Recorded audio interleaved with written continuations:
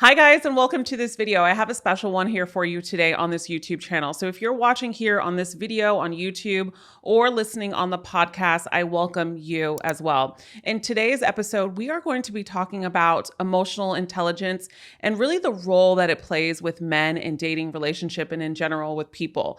And I have a special guest that's going to join me here today. He's also a dear friend of mine, and he kills it when it comes to emotional intelligence. And he is an emotional intelligence coach for entrepreneurs. I want to welcome you, Emil. Thanks for joining me. Thank you. Thanks for having me. Of course. Emil actually is an emotional intelligence coach, obviously, but he also helps so many people with identifying a lot of the things that have happened in their lives, and also to a lot about what brings emotional intelligence and a different type of awareness so you can be more empowered in life, feel better in your relationships, succeed overall in your success in life, work, and everything, because I think it has a really great meaning to it in every aspect of our life. So I want to start and just really dive in, Emil, and just ask you, why emotional intelligence? What was it that captivated your attention to become an emotional intelligence coach? Emotional intelligence for me, as a man, changed the way I see everything, the way I respond versus react, how I show up in relationships, how I express myself, and how I connect to people in general. And the reason why I went into this particular field is because I had a father that was emotionally unavailable. And most men are emotionally unavailable. And we're raised like that because in society's standards, it's like most men don't know how to express. They don't know how to connect. They don't know how to talk about their feelings or their emotions. So it's such a topic it's actually very new. It's actually only came out really and started getting some traction in the late 1995. And what I realized after doing self-development work is that I didn't know how to express love. I didn't know how to really connect to my partners. And I was finding myself always in my head, and most men do this. We're always in our head. We think, you know what, I'm just going to figure it out myself because that's what I do. I'm tough and I'll figure it out myself. But ultimately, this is what leads to men's suicide. This is what leads to depression, failed relationships. Yeah. Exactly. So for me personally, I went into it because, quite frankly, I was shit at my emotions. That's awesome. Yeah. So now you're not. Well, I know, it's so funny because you're like, yo, you're not. But ultimately, it's always a work in progress. Yeah. And every time you learn something new, the beautiful thing about learning about your emotions is that you can get better at it. So the difference with IQ is people are like, well, what's the difference between IQ and EQ? IQ is logical. It's like what you go to school for. You go and learn things, right? Most people are born with a higher IQ than other people. But emotional intelligence, the beautiful thing about that is that you can learn it over time. You can get better at it. And the way I look at it is if you're really good at IQ, you'll get a good paying job and you may be rated successful. But if you're great at EQ, then you will have a successful life and you will have amazing relationships. Yes, I agree. And more bonded relationships, where a sense of security as well in their relationships with people. And I think that's really important. So I want to kind of dive in, as you know, I help a lot of men and I really talk about emotional connection and emotions and how this plays a part in relationships and dating. But I do know that, and for any of you viewers that are watching now and listening, I think it's really important because there's so many times where men will get in relationships and a woman will break up with them and say, emotionally, you weren't there for me. Emotionally, I wasn't, you weren't available for me, or I needed more of a connection. Even this happens in dates, a date will say, I just didn't have a sense of connection with this guy, or, and the same can go vice versa, right? And so I noticed that a lot of men do have a hard time adapting to emotional connection, because I think it's a topic that has been avoided in the community a lot, and really making it a safe practice, because I think a lot of times we look at emotions as a sense of neediness, but I think a big part of it is understanding how to control the emotion, knowing where it comes from, because that's where emotional intelligence is, right? Yeah. So I want to kind of dive into also to how someone can start identifying and getting better with themselves when it comes to emotional intelligence and what that is in general. So usually with emotional intelligence, it's understanding our emotions. It's awareness, right? Mhm. So first we have to have awareness about ourselves. How do we show up when we're stressed? How do we show up when we feel the pressure? How do we show up when someone is confronting us, right? So I think it's really important if you want to develop emotional intelligence, it's really good to inquire, like start to get to know yourself on an intimate level. Start to understand like, what are my triggers? And if you don't know what a trigger is, it's something where somebody could say something to you, aka a partner, and you get pissed off, you get angry, or you lose it. And you're like, why did that trigger me? What about that situation triggered me? Because your triggers are yours, right? And most of us will say, she triggered me, or she made me feel like this, which is actually not the case, right? No one can make us feel anything. Yeah. And when we really start to understand our emotions, we start to understand that they're our emotions, they're our triggers, and we are responsible for everything that is happening inside of us, right? So how do you develop that? We develop it through journaling. Journaling can be really a great way to reflect. You can ask yourself on a daily basis, like, what did I do well today? Yes. What challenged me? What, if I had a breakdown, what was the breakdown about? What can I learn from this breakdown? And the more we do that, we start to see the patterns, because we are literally repeating patterns on a daily basis. Yes, right? exactly. So 0 to 7, you have been raised to be a certain way. Like you see your parents, they act a certain way. Your parents give you love. If you're a good boy or a good girl, then you get love, or you get acceptance, or you get approval, right? So what we've been doing as we've been trying to get love in a certain way. So that is like literally built our cognitive idea of who we are as human beings from 0 to 7. And then we act like that from then on. From now on, this happened, so I'm going to act like this, so this doesn't happen again. So you might be 13 years old and be like, this girl broke up with me. I never want that to happen again. I felt like shit. Isolate, put a wall. Right? You put a wall, you're like, from this day on, this will never happen again. So you turn into an asshole. Or you be like, I'm going to treat girls mean from now on, because when I was nice to that girl, she rejected me, and I don't want to get rejected, so I'm going to reject them first. Yeah. Right? So we need to catch protection mechanism. Exactly. So we need to catch these patterns in ourselves and ask them, are they really serving us? Because ultimately we all want to be seen, heard, and understood. We want to be loved. But it's what we do as human beings is we go about it the wrong way. And this is where emotional intelligence can help you. So another thing you can do is meditation or mindfulness. So meditation would be something as simple as like, I'm going to sit for 5 minutes, right? Just type 5 minutes, right? Because most people don't even like to sit with themselves, right? But then they expect other people to hang out with them. They're like, I don't like sitting with my own company, right? So meditation is a great tool, because what you do is you learn how to just sit with your thoughts, feelings, and emotions and just allow them to come up without judgment, right? Another thing you can do is mindfulness. It could be drawing, it could be walking in nature. Great way to just reflect, right? Without your phone, without any distractions, but just presence. Yeah. Right? I like that. Yeah, I like that. And like, I think a lot of times too, when it's a new world to a lot of people, it's a new world at personal development, emotional intelligence, and what that means, because a lot of times we think of like, how do I close off my emotions? That's what we know. And how do I show emotion, right? And now we have like all of these things with emotional intelligence, EQ, IQ, how to have emotional connection. And so I definitely think the personal development world is new to a lot of people, even though there's a lot of things going on in the personal development world because of online.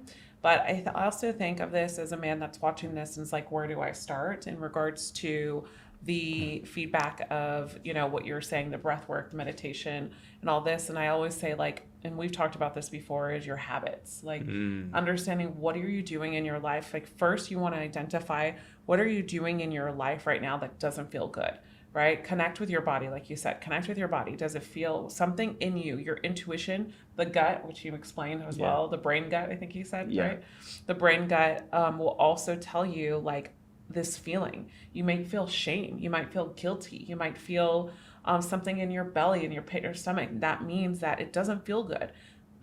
Pressing that snooze button all the time, watching the pornography, saying no to your family when you really do want to hang out with them, but you're just not in a good headspace, or you feel like they're going to judge you for something, right? Identifying the moments in your life of where you're self-sabotaging yourself. I think that's a big thing, and really articulating your habits. journaling was one of the most important things that helped me with EQ, was journaling. I woke up every morning, I journaled, and that night I meditated, and then finally I got into tapping, then I went into EFT, and then I went into meditation, Kundalini, and then I would do all day retreats, and then sit with my emotions. You went in. Yeah. And through that, those are the steps that I took, because what happens is when you take those small steps and start to identify them, no one's going to be able to take you there and do it for you. You have to be doing the work. And a lot of people are expecting people to do a quick fix. I'm going to get this program. I'm going to do this. But with emotions, it's a lot of rewiring that you have to do and establish a relationship with yourself. And so when you do these small tasks, is what I was alluding to, is what happened with me and what I see with clients a lot is when they do it, they see it working. So it's like, oh, this is great. This feeling, I see it working. Let me continue. But in the continuing, self-sabotage happens. Yeah. Right?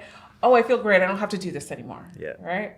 Yeah. Isn't it funny how we do things to get a result? And the moment we get to that point, right? The moment I'm out of the pain, I'm fine, I'll stop doing the thing that was actually making me feel good, right? And that's one of the biggest problems, is because it shouldn't be used as a crutch. It shouldn't be used as like, I'm going to meditate and I'm going to do this thing until I feel good again, and then I'm going to stop and I'm going to fall back into the same shit patterns again, right?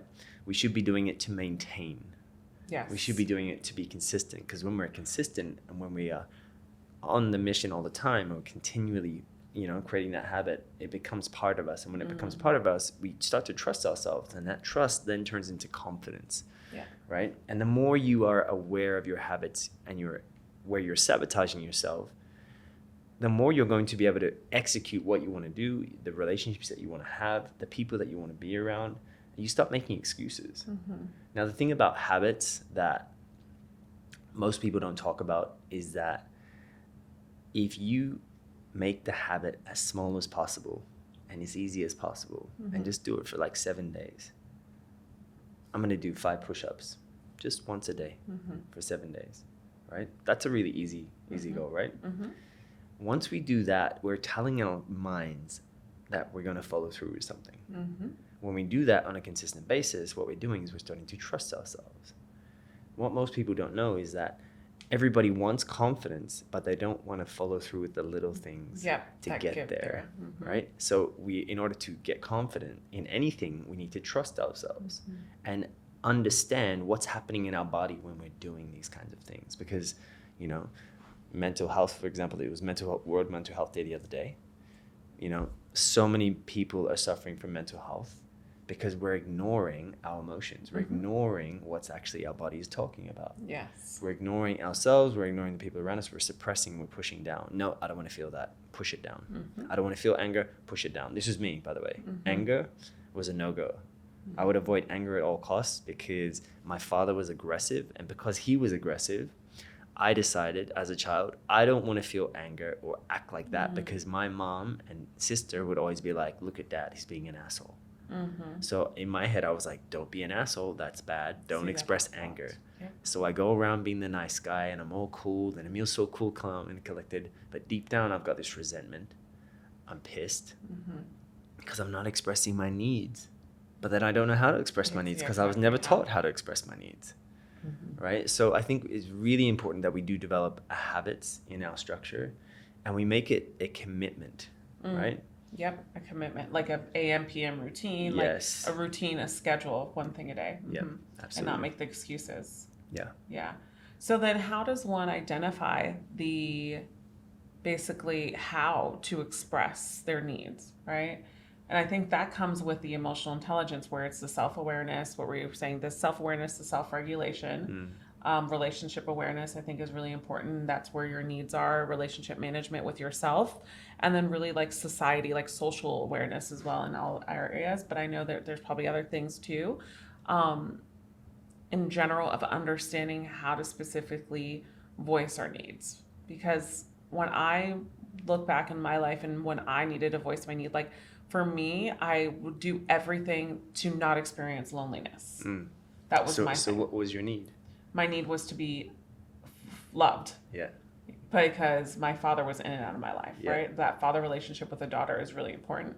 And so I did everything I could to not be lonely, jumping in relationships, jumping in toxic avoid relationships, not having to that avoid feeling. and not having that feeling. Yeah, Exactly. yeah. Until we've had this discussion where I had to isolate myself and not date anybody and not, and literally detox myself from attention. Yeah. And we were having this conversation in the car the other day is I literally didn't even talk to one man. I couldn't even, I told myself I won't text, I won't call, I won't talk to one man unless it's like a family member, right? And I told myself I was going to totally detox because I wanted this relationship with myself. This is when I started doing journaling, meditation, hiring a coach, doing Kundalini, doing retreats, getting up at 4 a.m. in the morning to meditate for 45 minutes, you know, like crazy stuff that people would think that like is crazy, but I think it was like so real because I really got to build that relationship with myself.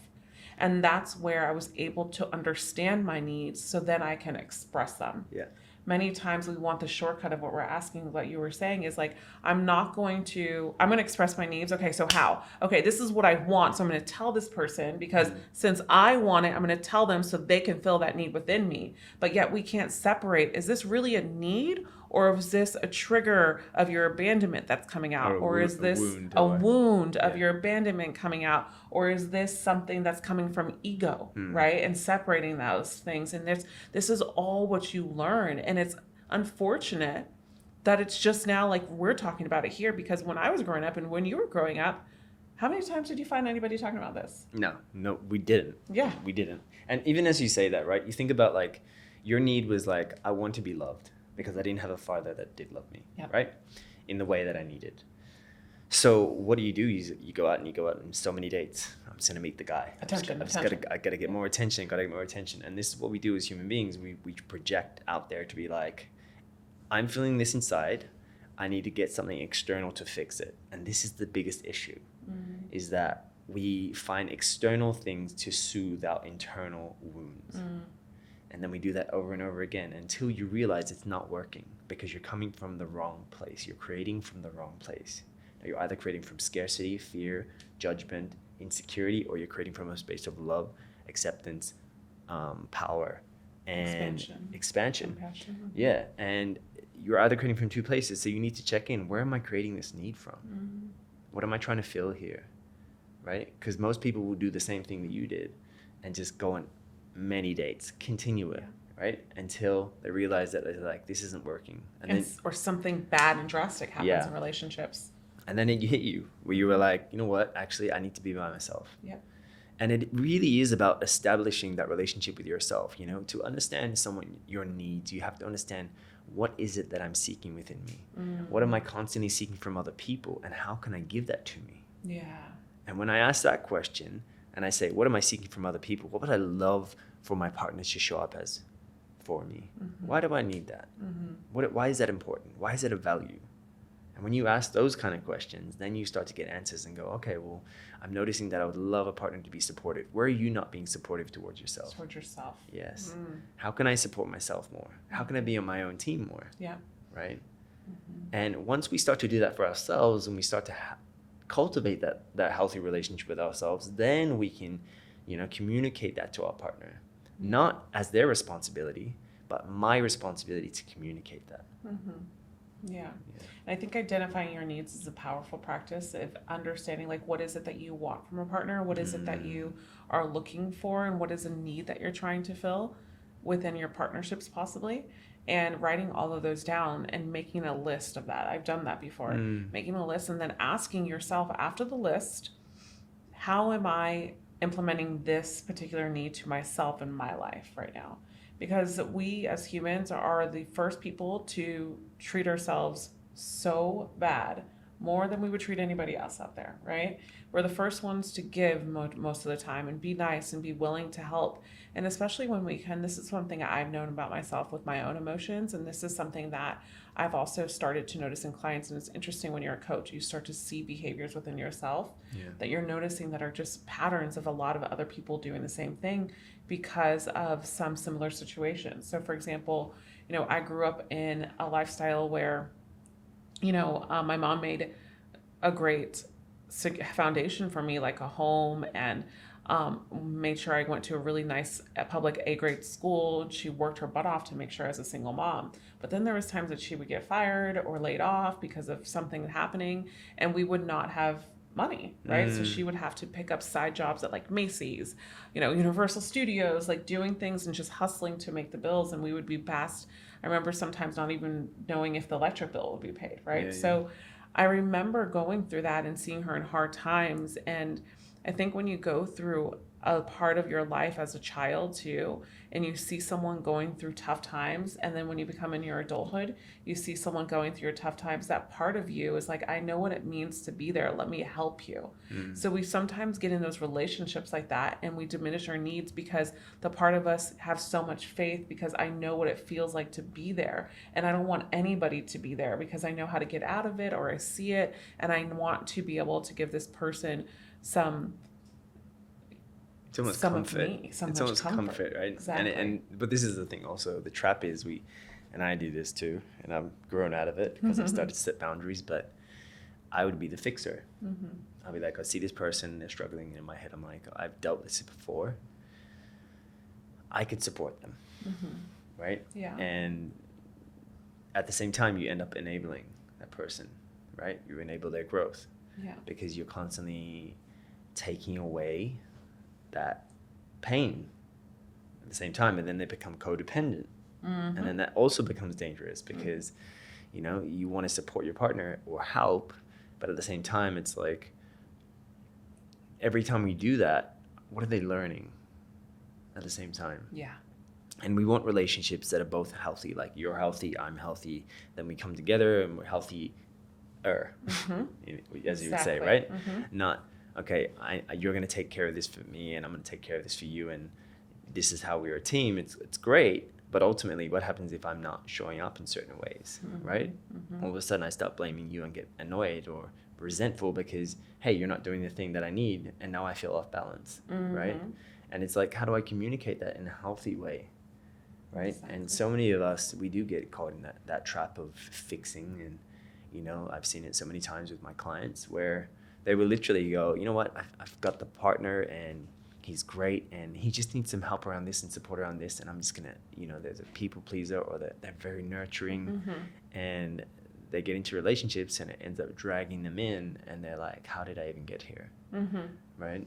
Yeah, and I think a big part of that is also too because part of emotional intelligence is also what we talked about as self-awareness, is understanding like what in this is something that I can support my partner with, and what part am I trying to fix or heal for that person, right? Yeah. There's a difference between the support, and then there's a difference between you coming in and doing the heavy lifting. Yeah. Right? So like support and this is where we can go into emotional intelligence and the role it plays in relationships, I think is really important, because we were actually just discussing this.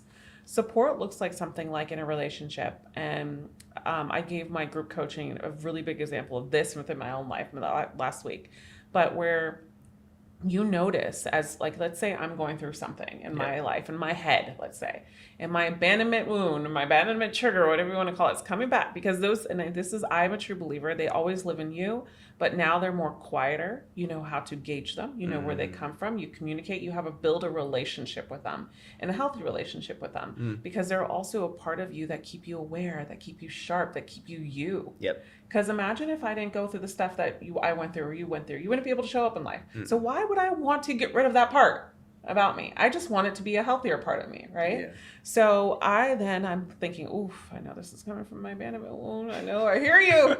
I hear you. Okay. And so I feel it, and I go to my husband and I say, listen, I'm sorry about XYZ. And I know why I'm feeling this is because I'm just scared that if I don't show up in this way because I've been so busy, that you're going to fall in love with someone else. You're going to find someone else. I know it's not true, but that's why I'm on edge lately. And there's a difference between me and him supporting me, right? And he looks at me and he says, sweetie, I would never fall out of love with you. And I was just like, ugh, and it all went away. That's support, because I owned that part of myself.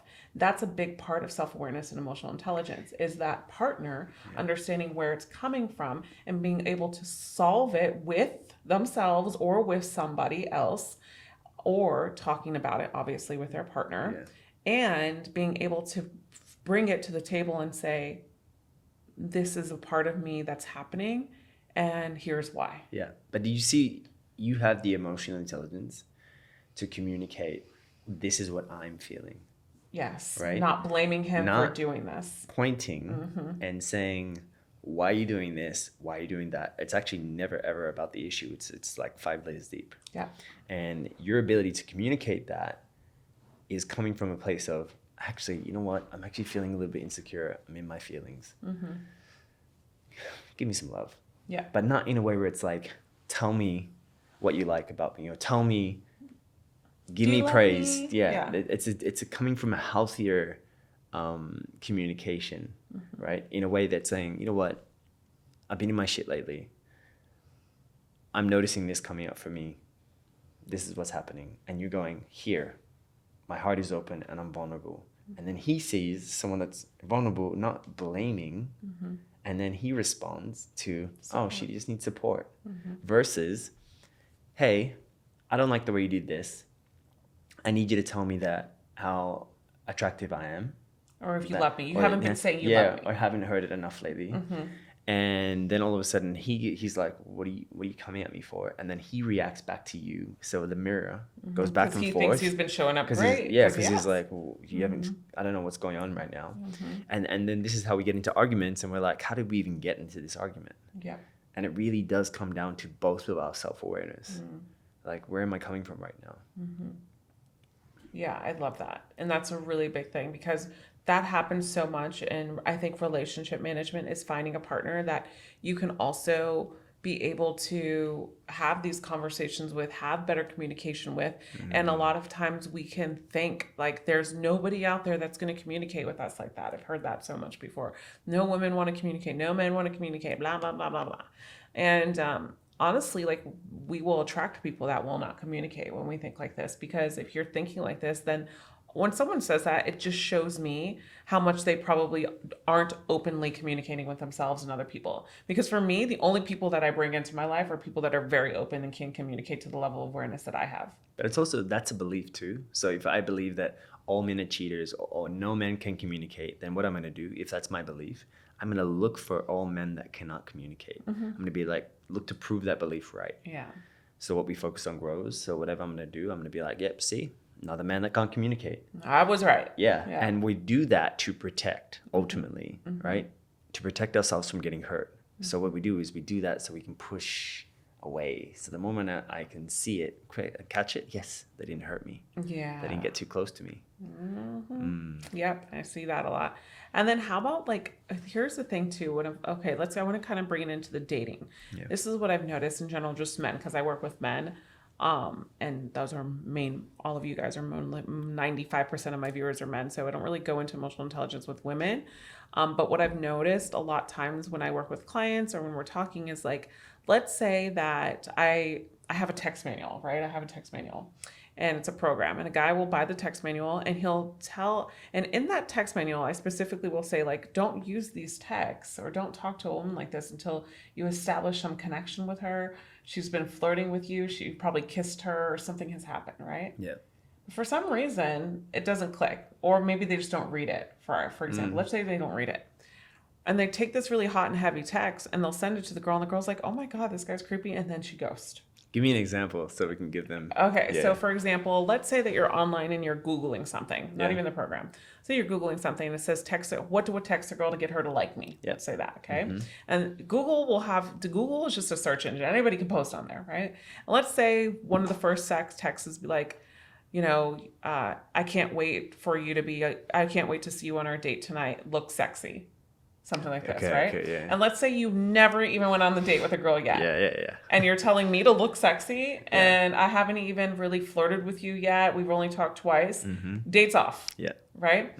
That's a part of emotional intelligence. Yeah. Right? That's a part of understanding situational and social awareness of what we're talking about. This is one of the 5 key skills of emotional intelligence is social awareness. So social awareness is not just understanding how you show up and how people perceive you, but also how you see yourself.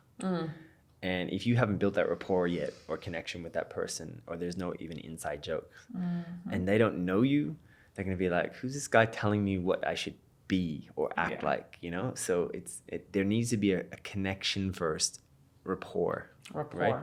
Trust. It's extremely important rapport. Like I say this with anything, not just with going on a date, but it's like if you're opening up a client and a group coaching, like we were talking about, I was like, we need to build connection and build rapport first, because ultimately rapport is the base of how we connect with everybody.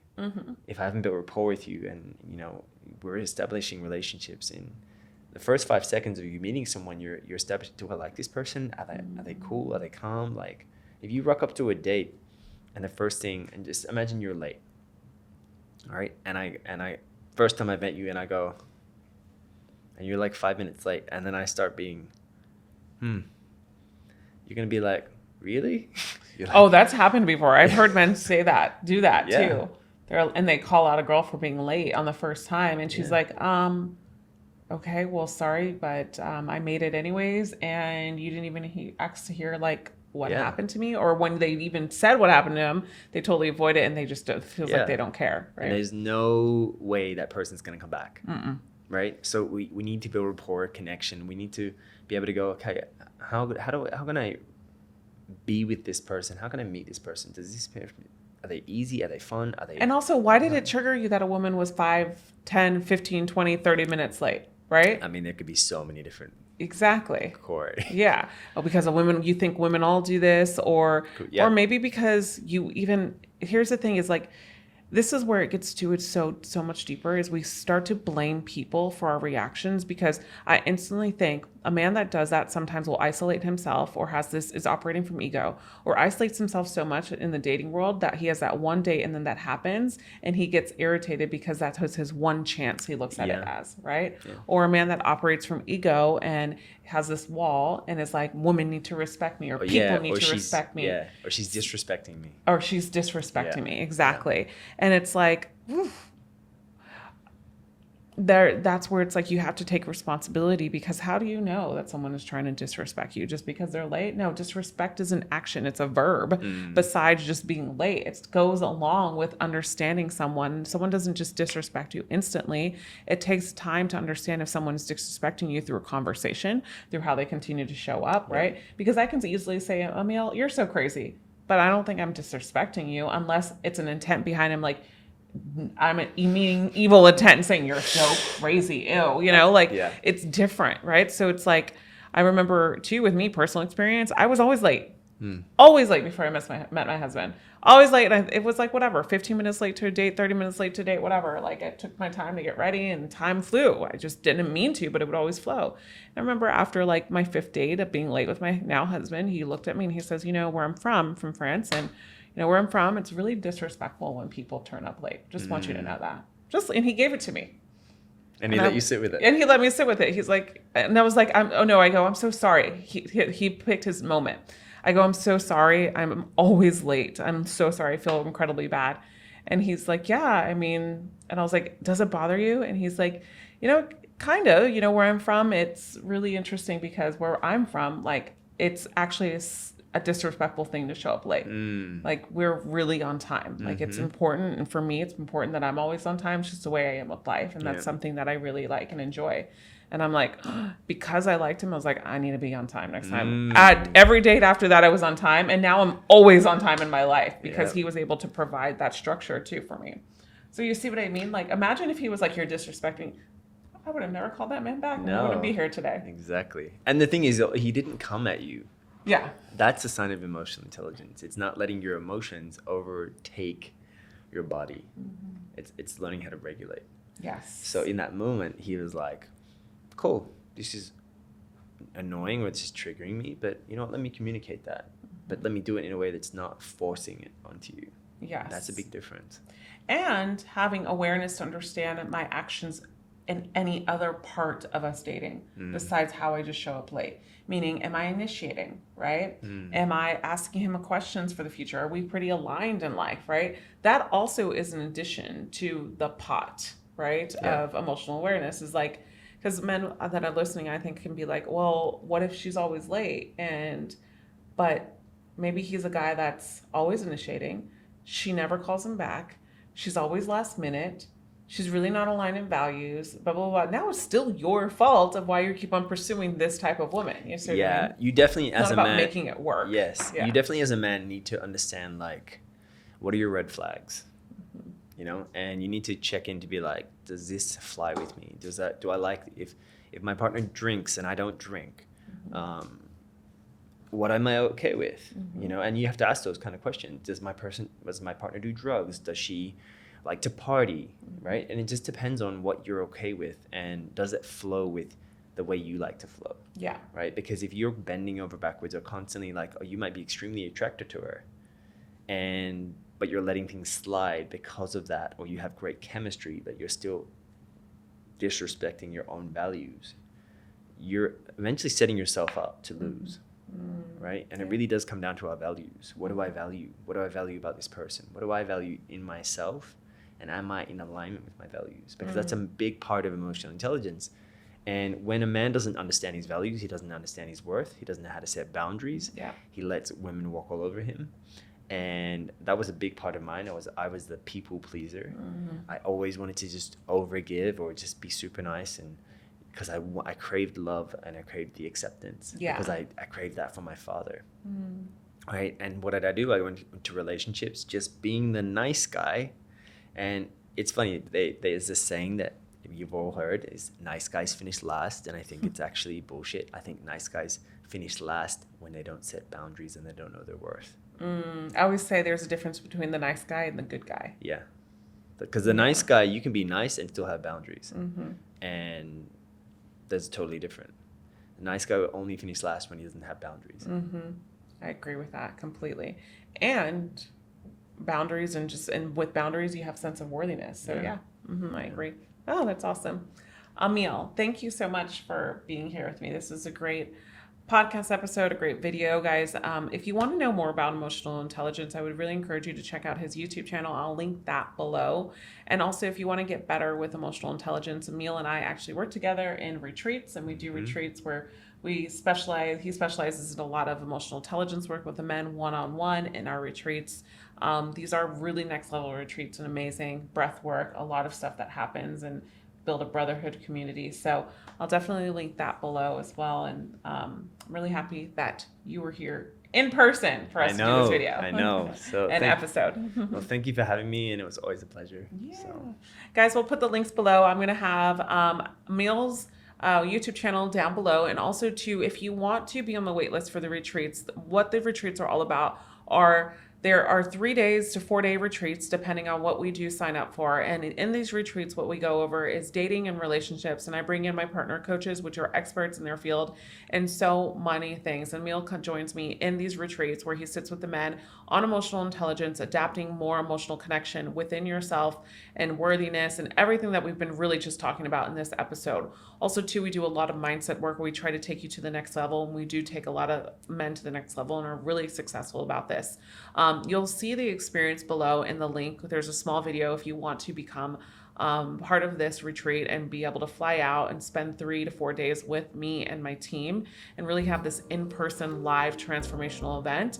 You'll see a video down below. You can click the link if you want to check it out. And also I'll have Emil's link for his YouTube channel so you guys can check him out as well. Thank you for being here. And remember, you are always loved. Bye for now.